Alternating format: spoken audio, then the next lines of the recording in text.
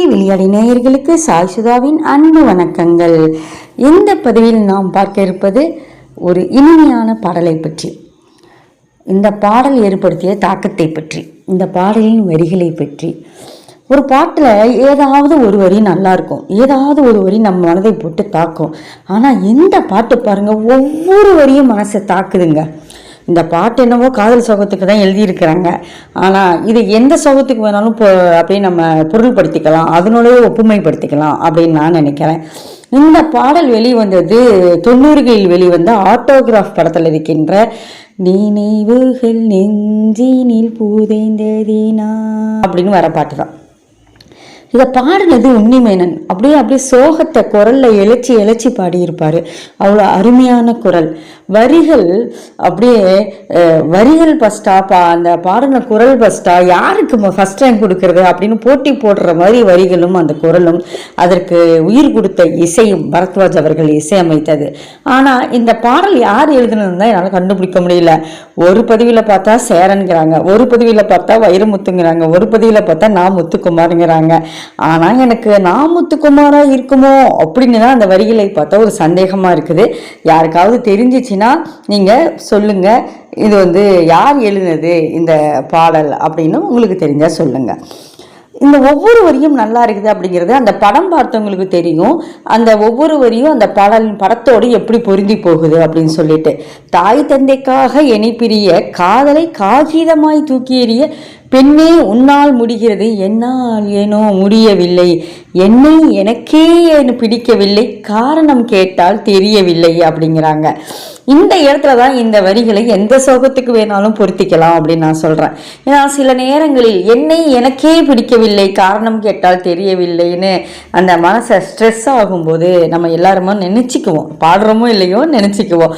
அதனால சொல்கிறேன், இந்த பாடலை எதற்கு வேணால் பொருத்திக்கலாம் அப்படின்ட்டு. அதே மாதிரி அந்த அடுத்த வரிகளை பாருங்க.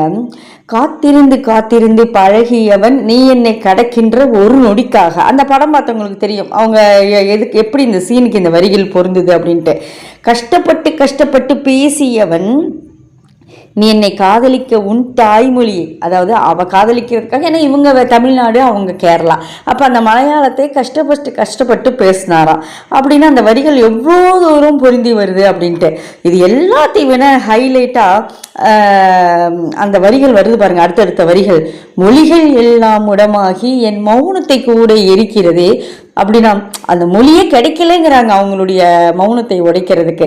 சுவாசிக்க கூட முடியவில்லை, என்னை வாசிக்க மண்ணில் எவரும் இல்லை, என்னை எனக்கே பிடிக்கவில்லை. இப்படியே போயிட்டு இருக்கும்போது அடுத்தடுத்த வரிகள் பாருங்க எவ்வளோ அழகா வருது அப்படின்னு சொல்லிட்டு, நொடிகள் எல்லாம் நோய்பட்டு என்னை சுமந்து போக மறுக்கிறது, மொழிகள் எல்லாம் உடமாகி என் மௌனத்தை கூட எரிக்கிறது, சுவாசிக்க கூட முடியவில்லை, என்னை வாசிக்க மண்ணில் எவரும் இல்லை, என்னை எனக்கே பிடிக்கவில்லை, காரணம் கேட்டால் தெரியவில்லை, நினைவுகள் நெஞ்சினில் புதைந்ததினால் நெருப்பால் நெஞ்சை சுடுகின்றேன்.